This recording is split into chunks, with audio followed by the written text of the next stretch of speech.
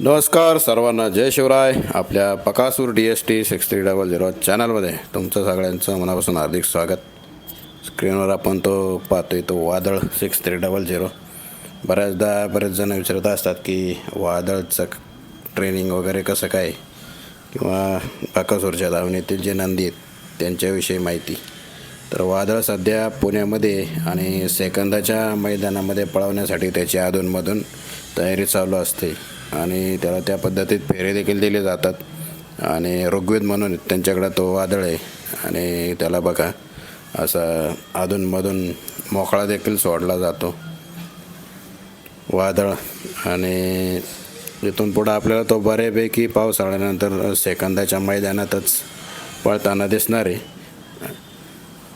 त्या पद्धतीत त्याची तयारीसुद्धा चालू आहे आणि अनेकदा त्याला फेरे वगैरे दिले जातात.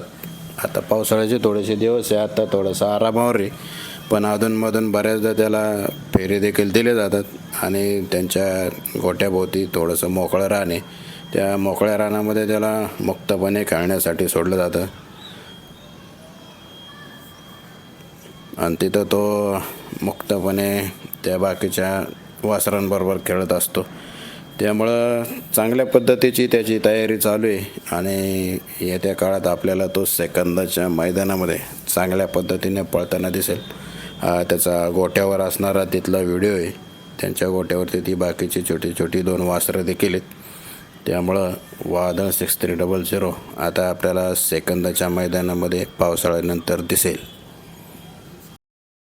आपल्या सर्वांचा लाडका बैलगाडा शर्यत क्षेत्रातील देव 6 दशम हिंद केसरी कोहिनूर बकासूर देखील आपल्याला लवकरच मैदानामध्ये पळताना दिसणार आहे.